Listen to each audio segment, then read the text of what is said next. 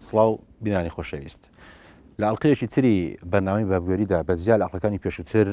میوانداری ڕخنەگران دەکەین بۆی ڕاوبیر بۆچوونی ئەوانی شۆر بگرین سەبارەت بە ئیعجازی قورئانی یا ئیعجاز لە ئاینەکاندا بەو پێی کە هەندێک لە زانایانی ئاینی و وەزارەیانی ئیسلام بە تایبەتی باس لەبوونی چەندین ئیعجازی قورئانی دەکەن بۆیە پێمان باش بوو کە ڕاوبیر و بۆچوونی ڕخنەگران و نووسرانی شۆر بگرین دەربارەی ئەم مەسەلەیە لە قورئاندا بۆیە لەم بەرنامەیەدا میوانداری بەڕێز کاک سەروەر پێنجوێنی نووسەر و توێژەری ئاینیمان کردووە بەخێربێ بۆ ئەگەر لەم بەرنامەوە لەم پرسیارەوە دەست پێ بکەین ئیعجاز چییە؟ بەچی دەگوترێت ئیعجازی زانستی مەرجەکانی ینی ئیعجازی بوونی شتێک چییە ینی بۆ ئێمە ڕوون بکەین بەڵێ بێگومان و پرسیارێکی زۆر گرنگە چونکە ئەوانەی لە بوارە ئیشەکان نووسەرەکانی ئیعجازی علمی ئەو مەفهومە بە تەمۆژاوی ئەهێڵنەوە بۆی بتوانن لە ژێسایی ئەو تەمۆژەیە هەندێک شت تێپەڕن بەسەر خوێنەرانە کە ئەگەر جوان ئەو مەفهومە ورد بکرێتەوە ئەو شتانی کە ئەوان باسیەکان ینی ناچێتە خانەی ئیعجازەوە ینی مەرجەکان ڕوون ناکەنەوە مەفهومەکە جوان ڕوون ناکەنەوە من تەمان ئەمە وەکو بڵێ ئەمە ئیشی ئەمانە من یەکەم یان ڕوونکردەوە ئەم پێناسەکردنە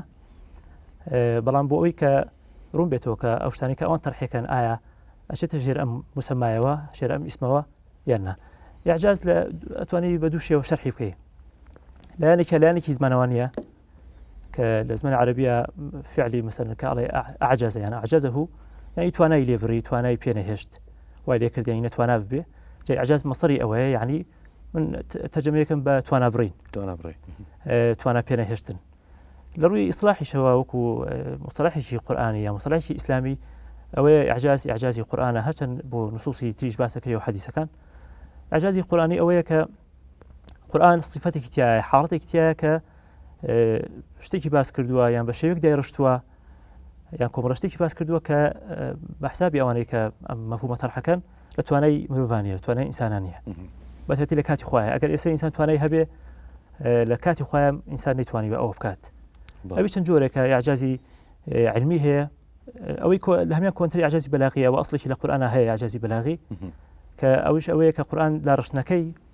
هەدا ڕشتنەکەی و ڕاوەندبێژەکەی شتێکە لە توانای مرۆڤانیە بەتایبەتی لەو سەردەمایە کە عەرەب خۆیان لەم سەردەمە بەڵێ ئەو ئیعجازی بەلاغی ئەوەش قسە واسی خۆی لەسەرە ئەوەی کە ئێستا زیاتر باوە لەم سەردەمایە ئیعجازی زانستی ئیعجازی علمی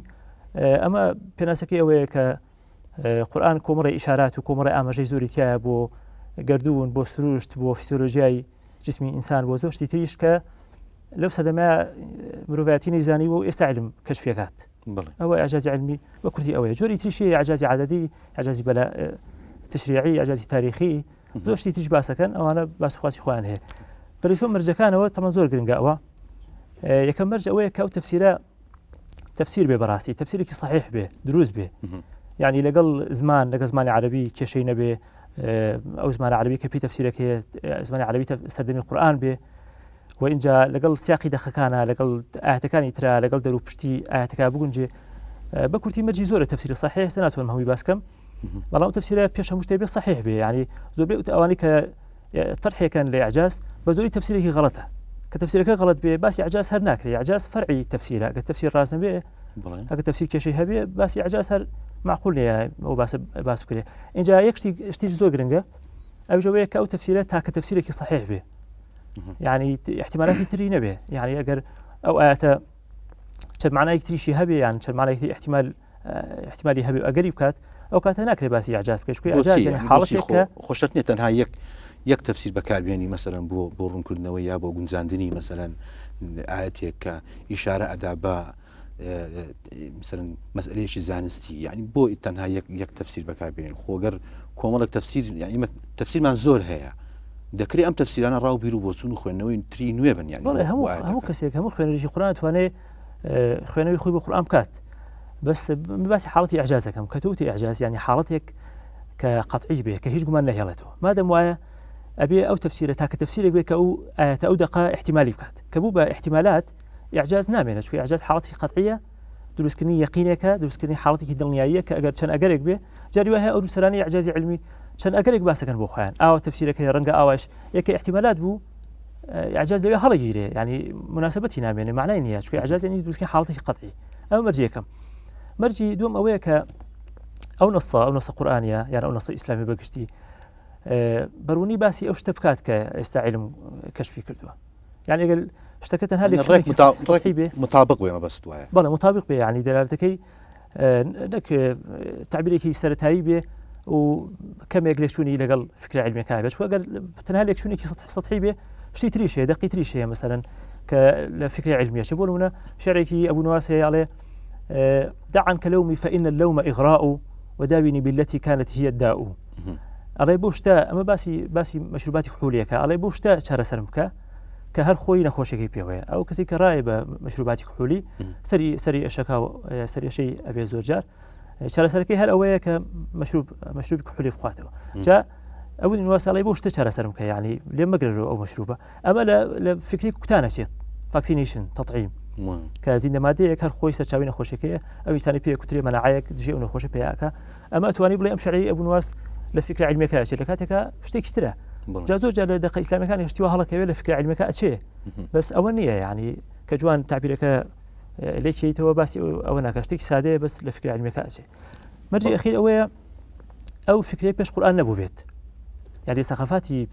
پێش ئیسلامە پێش قورئانە لە نصوصی پێش قورئانە ئەو فکرێ بوو بێت مەسەن تەورات باسی کردوێ یان لە عەربی پێر ئیسلام هەبوو بێ یا لە دیانەتە کۆنەکان هەبوو پێشتر باس کرابێ ئەوە نابێت ئیعجاز چونکە ممکنە مەسەن قورئان لە سەرچاوێکی پێشتری وەرگرتوێ و هەر سەرچاو هەر دقەیەکی تر ئەتوانێت لە نصوصی پێش خۆی شت وەرگرێ لەبەرەوە ناکرێت بڵێ ئەمە شتێکە فکرێکە لە خواوە هاتوو مادەم سەرچاوی پێشووتری هەبێ پێشینەی هەیە بێت وایە بەڵێ وەلجیبالە ئەوتادا قورئان باسەکات ئەڵێ شاخەکانیشمان کردو بە مێخ یعنی بەناو زەویا چوتە خوارەوە ئەمە فکرێکی قەدیمە ئەمە داستانی گیلگامێشە ئەم فکرێ هاتووە ئەڵێ گیلگامێش گەیشتە چیای ماشوو ئەو شیایی کە بەرەکەی بەناو عەرزدا چێتە خوارەوە یعنی تیبێتی کۆنەکان باسیێوان کردووە کە دووشت هەیە لە کەونە هەر سێ بەشەکەی کەونی پێکەوە گەیاندووە درەختە و لەگەڵ چیا شاخ ینی شاخیش وەکو درەخت وایە لوتکەی لە ئاسمانە و قەدەکەی لە ئاسی زەوی لە ئاسی ئینسانەکانە وەڕێکێکی هەیە هەروک درەخت ئەچێتە خوارە بەناو زەویە فکرێکی قەدیمە یعنی بە فکرەکە پێشتر نەبوو بێت بەڵێ باشە با ئێمە ئەگەر باسی هەندێک دەق بکەین بۆی بزانین ئایا یعنی وەک ئەوەی مامۆستایانی ئاینی یا ئەوانەی کە توێژەری ئاینین کە باس لەم دەخانە دەکەن پێیان وایە ینی متابقە ئەم فکرەیە مەسەلەن بۆ نمونە خۆرە لە زۆر شوێندا مەسەلەن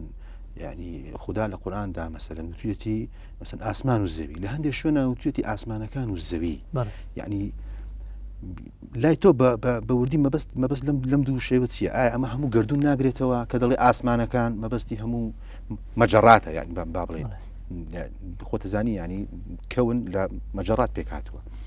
یان طبقاتی مەسەلەن ئاسمان پێکاتوە بۆیە لەوەیە مەسەلەن وشەکەی بە جەمع هێناوە ینی بە کۆ هێناوێتی بەڵام لە هەندێک شوێنە ئەو شەکەی بە تاک هێناوە لە کاتێکا کە باس کە ئەڵێ ئاسمانەکان یعنی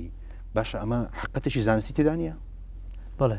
بالنسبة للسواجي السماء والأرض يعني أسمان وزوي يعني السماوات والأرض يعني أسمان كان وزوي رأس أما تعبير القرآن يكيه دستواجه القرآن يكيه بو نور كقرآن باسي بو نورك كباسي هم بو نورك على أسمان وزوي يعني قد تواترج بلي على السماوات والأرض وما بينهما هواي نوانيشان بدل الرسيا أما مصطلحي زراويشي كونه أم وصف كرني قردون بأسمان وزوي لكونه وإنسان أو شيء هاتوا يعني ولا ليش أمريكانيش هلا كونوا لا عراق كونا كان كباسي كونيان كردو بتاتي كون كسرتاك دروس به وتوانا كم جار شتيك دروس بوكو شاخك من نوع آن كي آن يعني آسمان كي يعني زبي وهذا شان خواوند الله ديانتي شو مريكونا يعني هلا كونوا إنسان كسرنجي أميدا وكأسماني كي برزي بيني وزبي كي بيني وكلا سري أروى لسري أجي أما يترس ظالبو بسر ذهنيتي إنسان لكونا لا كوملقا كونا كان قرآن يشربو شوية باسي كونك هذا نبي أبات يعني بمشي بأتواني أو بليك كون القرآن بمزر روايك أخوي بكاري هني هميشة أسمان وزوي كون القرآن بريتيا لجنجي إنسان وأويك لجنجي إنسان ودياره القرآن اشتكي باز نكردوا لقولاي كونابه يعني لقولاي ماديابه يعني لشو نبيك إنسان يعني هستی إنسان پێی نەگات نەیبینێت لەگەڵ یانەژی هەموو ئەو شتانی قورآن باسی دووبارەی کەون هەمووی شتی دیارن مەگەر هەندێک مفاهیمی غەیبی ئەویش ئەساسی مادی هەیە مثلا ئاسمانەکان حەوت ئاسمانەکان ئەوە کرێ لە بابەتێکی تر بینە سەری بەڵام لا مثلا لەم ئاەتەیە مثلا باسی طبقاتی مثلا زەویشی کردووە يعني الله مثلا مثلا الله الذي خلق 7 سماوات ومن الأرض مثلهن لرا باش خو بزانش ئەمەی سلمان دووە کە مثلا گۆی زەوی چینچینە وەکو ئەوەی کە ئاسمانیش مثلا لە هەندێک شوێنە مثلا بە چین باس کرابێ جارە باشتر وایە باسی حەوت ئاسمانەکە بکەین چونکە حەوت زەویەکە ئەوە فکرێکە فەرعی ئەوەیە دوای وەرز دروست بووە مڕیم وایە ینی لەوە وەرگیراوە حەوت ئاسمانەکە تەمە فکرێکی کۆنە لە عێراقی کۆنەکان هەبووە باسییان کردووە لە دیانەتی یەهودیا هەیە لە تەلمودا باس کراوە ناویشان براوە ینی حەوت ئاسمانەکە ناویشی هەیە لە هیندوستەکان بە هەمان شێوە حەوت ئاسمانەکە ناوی هەیە ینی فکرێکی قەدیمە لە چیەوە هاتووە لەوە هاتووە کە هەر لە کۆنەوە کە ئینسان سەرنجی یاوە ئەبینە دوو جۆر تەن هەیە لە ئاسمانە ئەو تەنانی کە گەڕۆکن ئەژوڵێن کەواکبی سەیران پێوترێ قورآنیش ئەڵێ الجوار الكنس تماشاکە ئەمانە بەس ئەمانە ئەسوڕێنەوە ئەو کەیتری سابتە پێیان الكواكب الثابتة يعني النجوم الثابتة ئەوە ئەستێرە دوورەکانن ئەوانەی کە لە ئینسان و نزیکە ئینسان بە چاوی سەر ئەیبینێ کە سوڕانەوان هەست پێیەکە ئەوی پێش هەموو شتێک خۆر و مانگ اینجا پێنج هەسارەتری مەجموعەی شەمسی عوتارید و زوهرە و مەریخ و زوحەل و مشتری ئەم حەوتە تەنها لە بەرچاوی ئینسانە سوڕاوەتەوە و جوڵاوەتەوە لەبەرەوە حەوتە زۆر گرنگ بوون هەر لە کۆنەوە ئەم حەوتە خواوەند بوون تەئلیه کراون یعنی کراون بە خواوەند و اینجا وایان تەسەوور کردووە کە هەر ناوچەیەک لە ناوچەکانی ئاسمان و هەر طبقەیەک لە طبقەکانی ئاسمان خاصە بە یەکێ لەو تەنە ئاسمانیە مثلا تورەسی ئیسلامیشا هەیە ئەڵێ خۆر لە ئاسمانی چوارەمایە هەرێکێ لەو تەنە ئاسمانەیە لە ئاسمانەکە بۆیە حەوت ئاسمانەکە ئالەمەوە دروست بێ ینی حەوت طبقەیان حەوت چینە حەوت ناوچەیە هەرێکەی تایبەتە بە یەکێ لەو تەنە ئاسمانیانە و هەرێکەی تایبەتە لە ڕوودینێکەوە تایبەتە بە یەکێ لەو خواوەندانە هەتا پاشماوی لە تورەسی ئیسلامیشا هەیە بۆ نمونە لە حەدیسی میعراج ئەڵێ وەختێک ئەو شەوە کە پێغەمبەر لەگەڵ جیبرە سەرکەوت بۆ ئاسمانەکان هەموو ئاسمانێک پێغەمبەرێکی لێبوو بەڕای منەوە پاشماوەیەکی ئەو فکرە قەدیمەیە یعنی فکری حەوت ئاسمانەکە ئالەوە هاتووە اینجا هەر خۆی لە ئەسڵ ڕقم حەوت یعنی قودسیەتی کتابەتی خۆی هەیە ئەویش ئەوەیە لەوە هاتووە کە هەموو هەفتەیەک مانگ شێوەی خۆیە گۆڕێ یعنی مانگ کەسی ڕۆژە چوار قۆناغی ئەساسی هەیە هەر قۆناغی چوار شەوە و هەر شەوێکی تەمان قۆناغ ینی قۆناغ بە قۆناغ مانگ شێوەی خۆیە گۆڕێ لەبەرەوەی کە مانگ معبودێکی کۆنە پەرستراوێکی کۆنە هەموو حرەکاتی مانگ یعنی وەتە ئەساسی کۆمەڵێ مەفاهیمی دینی قودسیەتی ئەم ڕقم حەوتە ئالەوە هاتووە باشە دیارە ینی ئەمە حقەتێکی زانستی هەبووە بەڵام لەبەر ئەوەی پێشینەیەشی هەبوو لە پێش ئەودا باس کراوە بۆیە نابێت ئەجاز بڵێیتەوە لە هەردوو لایەنەکەوە هەم فکرێکی قەدیمە فکرێکی ئەفسانەی کۆنە و ینی بنیان نراوە لەسەر سەرنجێکی سادەی ئینسان و لە لای تریشەوە هەرچی هەوڵ بدەن نووسەرەکانی ئەعجازی علمی بیانوێ مەسەرەن کەوندا بەشکەن بەسەر حەوت بەشا هەندێک محاولاتیان هەیە مەسەرەن ئەڵێن ئێمە لە مەجموعەی شەمسی لە مەجەڕەیەکە مەجەڕەی ڕێگای کاکێشان یان ژنە کاکێشەرەکە و ئەویش ئەندامە لە مەجموعەیەکی مەحەلی و ئەویش ئەندامە لە مەجموعەیەکی مەحەلی گەورەتر ئەمانە ئەکەن بەس ئەمە لە ڕاستیە هیچی یعنی سەرکەوتوو نابێ مەفهومەکە خۆی مەفهومێکی قەدیمە وەتا ئێستا علم دابەشبوونێکی وای باز نەکردووە کە باسی حەودا ینی بڵێ دابەش بەسەر حەوت ناوچەیە هەتا لە ئەو فکرێ ینی لە تەلمودیش باس کراوە ینی طبقاتی غازات محاولەیەکەن کە بڵێن بریتێ لە حەوت چینی بەرگە هەوا چینەکان ئەژمێرن بەڵام لە ڕاستیە تو تماشای نصوصی قورئان کە باسی حەوت ئاسمانەکە ئەکات و ئەڵێ وجعل القمر فيهن نورا وجعل الشمس سراجا القمر وجعل القمر فيهن نورا وجعل الشمس سراجا يعني خور ومانغ هذو كان كون ناو أو حوت بقى أسمانه أو تفسيري كأوان بويا كان يعني على قيمة القرآن وني اشتكى أتوانا بلون بينو برويا تفسيري كده سكردا يجينا أو تقرآن باسي كأك خور ومانغ كون ناو أو حد أسمانه وإن جاري أسماني هل نزيك مرجي ما بس أسماني يكم برونية آية ما بس بالضبط مطابقة أسماني يكم يعني أسماني هل نزيك أسماء الدنيا بدل أسماني هل نزيك بأسير كان رازمنته دي أسماني هل نزيك بفي تفسير كأما بأين نزمترين آستي برجع هوا كوا أسريتها يعني أو تفسير نيو من هت بتفسير دانانه باشا بايمە بینە سەر دەقی تر مەسەرەن بۆ نمونە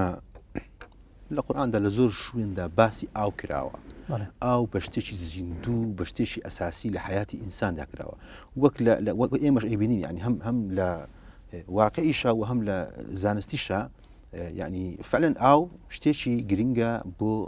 بەردەوامبوونی ژیان مەسەلەن لێچێ لە ئاەتەکاندا کە لە سوورەتی هوودا وهو الذي خلق السماوات والأرض في 6 أيام وكان عرشه على الماء يعني بەپێی ئەم دقا و بەپێی معجزاتی مەسەلەن زانستی لای توێژەرانی مەسەلەن ئاینیش ئاو پێش هەموو شتەکان هەبووە یعنی پێشەوەی برین زەوی یا مەسەلەن مەجەڕاتی تر کەونەکەی تر دروست بکرێ کە یعنی لای تۆ یعنی ئەمە ئاوە لە چیەوە هاتووە ئا پێتوانی ئەمەش حقەتێک بێ ینی ئاو بەجیا پێشتر هەبوو بێ بەڵێ أم دقة لسورة هود آياتي حوت سورة هود وكان عرشه على الماء كباسي حالتي بيش خلقي أسمان وزوي أكاد شكله دقاني كبهي جوريك أنت أصلا بينيوا بجدي نسركان إعجازي علمي إخواني ليبن بل فكر إسلامي تازة بتواتي إهمال كراو أم دقة يعني كس باسي ناكاد بيانيوا كباسي عرشكات ما دام باسي عرشي كردو كواتا على قيبة غيبياته وهيو على قيبة شتي كوني بنراونية بس وباسي آوكات أو هبوة بيش بله جاء حديث معناه حديث البخاري هي عليه كان الله ولا شيء قبله وكان عرشه على الماء ثم خلق السماوات والأرض هذه كز إنكارية كان على أم أوشتي كتير باسي دواي خلقي أسمان وزوية دواي زوي أو دروز بوا دواي دروز بوني زوي بمرحلة كزور جاء أو دروز بوا على باسي وكبس نخير حديثي صحيح البخاري عليه وكان عرشه على الماء ثم خلق السماوات والأرض عشي خوال سر أوبو عشكي لسر أوبو وإن جاء أسمان كانوا زي يدرس كردوا ودقيقي صريحة بو أجر كسيك إن كل لوكا أما يعني دقيقي صريحة بو أو لراسي أما يكم خالي كوسموغونيا يعني باس كاني دروزبوني كون القرآن شاء ولا هم ثقافات ترى أم أوا يعني فكري أو عالمية حتى فرود كان أشار بمبلن أما أجرته بوزاكرية كي زور شاروي إنسان هي أوكاتيكا لشلاوي دايشة رحمي دايشة أبوه يعني ذاكريك عالمية فكريك عالمية كم جال أو هبوة بلان بمشي بس أكن وقت أوي كلا قرآن ده هي القرآن ده يعني زانستي بنيكي أو زياتر رونك راوتوا بلى خود باجوا بيشتري يعني أصل أسطوريكي أو بنشينا ميثولوجياي كهذا أو فكرة هيتي باسي بكين لا سومريكان أم فكرة باسكراوا وتوانا كم خواوند كهبوة ودايك مخاون دكانه خاون نامو دايك وأما هر لراسي رمزي أو أزلية كسومريكانيش باسيان كردوا يعني هم أوكا يكم رجزي كونه وهم خاون نامو يكم خاون دك دايك خاون دكاني ترى وكشلو أوش أصلي همو اشتكاني ترى لا ديم سومريشا عليه بهمان شيء عليه أنشي يعني أسمان وزوي بيك بارشي لا أوكو بيابوا هذا فكرة قديمة يعني فكرة ميثولوجيا كونه و بيم يعني اشتكي باشا كأم دقة القرآن هي شو كمان شاني وياك كوسمولوجيا القرآن قدر الناس القرآن أنت ما يتوابي هي بو كوسمولوجيا قديمة كبو قدر الناس يكونك كلاسيكك شون أم دقة اشتكي باشا بلا منه ماوتو يعني أجر أم إشارة هذه إشارة إنما يتورن جابة تواتي يعني لمن ون ببوا يعني نما تواني مثلا كسي قناعات بيفكن كأما همان أو كوسمولوجيا قديمة إن جاي لا بيصير كونه كان فكرة هبوا كي كم جار أو هبوا أو أنا ناو نو يعني ناو نون فهمان شيء وش أبيك أزلي بوا إنجا لو أو أزليه وا خواندي خالق لا أوان خواند آتوم دروز بوا وإنجا يتورد وده تبولكية كم يعني زي دروز بوا بوشيء يعني فكرة شيء ميثولوجيا قديمة وإنجا أقرباس يمكن كشوناي أم فكرة دروز بوا بلى يعني مثلا لا يسوم أمريكان لا عراقي كون كان لما الحمي خلقي بابليا إنه ما عيلش بس كلاوة بشويه كهسبيه كي أما باسي أويا كشون